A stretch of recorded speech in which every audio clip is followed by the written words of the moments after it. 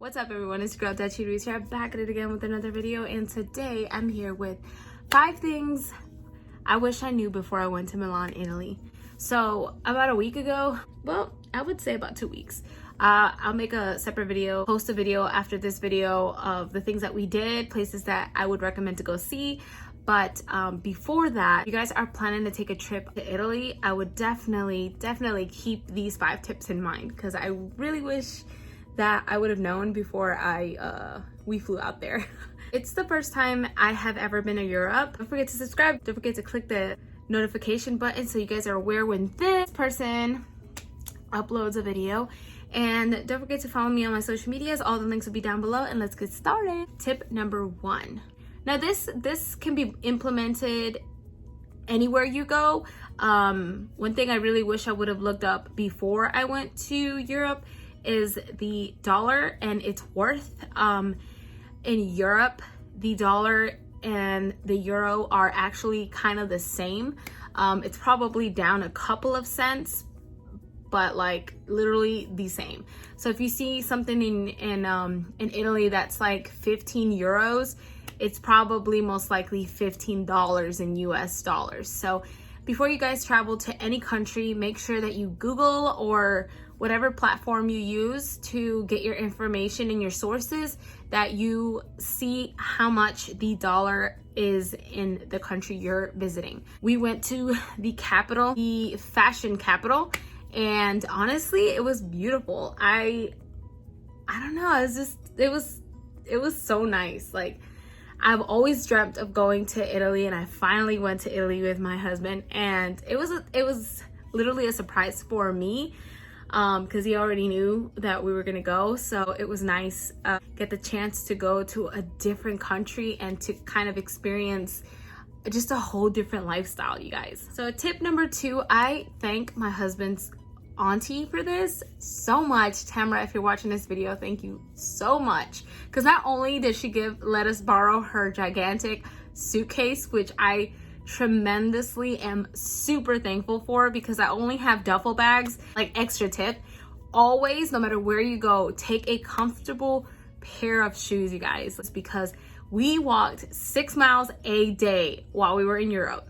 Tip number 2, make sure that you have I don't even know what to call it. I should have done my homework before I made this video, but their chargers, their charger ports, and the outlets are completely different than the US. And I'm so glad that Tamara actually searched it. I don't know whether she already knew or searched it, but she ended up ordering us like a huge extension, like not extension cord, but like an extension to where you can charge multiple, like an adapter, charger adapter. And because if not, we would have got into Italy and we would have been like so it's very important, you guys, whenever you do travel to another country, you know if they're using the same outlet or same charger port as they do here in the US, because I'm telling you right now, they don't in Italy. They don't. Moving on to tip number 3 is transportation. So in Italy, you can either go on a trolley if you're in the city, you can use the buses, and you can use the train or the subway, as we would call it here. They're so much cheaper than a dang taxi. I mentioned earlier that the dollar is equivalent to a euro. We traveled about an hour to go to some place, and yeah, that was pretty much a $100 ride to get there. So if we would have known, also have this app called Freeway that you can use in Italy. It's kind of like Uber, but it's cheap and it'll get you to point A to point B. So definitely do your research when you're traveling to another country, ways to find transportation if you're not renting a car. I did not want to drive in Italy because I told my husband and I, we both agreed we weren't going to drive, we weren't going to rent a car. Maps in Europe is terrible. Like, it would literally tell us to go left when the building was literally in front of us, or on the right. And so yeah, never depend on maps if you're going to Italy. We used I think Google Maps was way better. It's not much of a difference, but it's semi better than actual, like just maps. Definitely do your research with transportation. We ended up using the trolley a lot and the buses while we were there. Here's tip number 4. You will never be underdressed. Like, even if you think you're dressing extra, I promise you, you're not.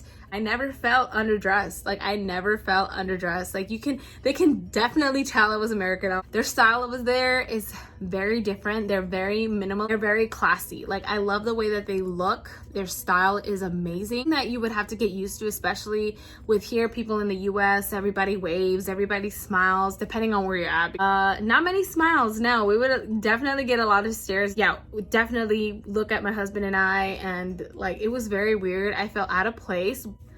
Last and not least, tip number 5 is something that I would recommend. I wouldn't necessarily say, hey, don't do this. That's not up to me, it's up to you. But if it is your first time traveling to Europe, I would recommend not to take your children. Europe is a very beautiful place and there are children there, but I feel like if you're gonna visit for the first time, I would highly recommend not to take children because it is chaotic, especially if you don't know the area that you're going to be staying in. If you're just trying to venture out, like day 1 through 4 for us, we had places that we specifically wanted to go to, which I am going to make a separate video if you guys are interested. And then the last 2 days we were just chilling. We would just walk around wherever we were at, and there's always places to eat, there's always beautiful buildings to see. Thank you so much for watching this video. Anyways, I love you. Don't forget to do something good for yourself because you deserve it. Bye.